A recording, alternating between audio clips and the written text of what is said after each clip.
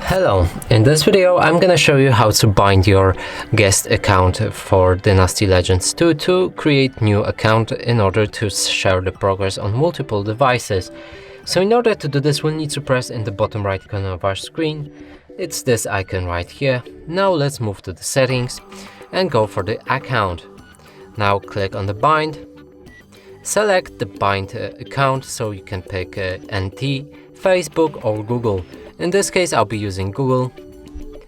Now it will move me to my email address or Google Play account. And binding is successful, so now my account is saved on my Google account. And that's it for this video. Hope you like it. Please consider subscribing to our channel. Leave a like and a comment below.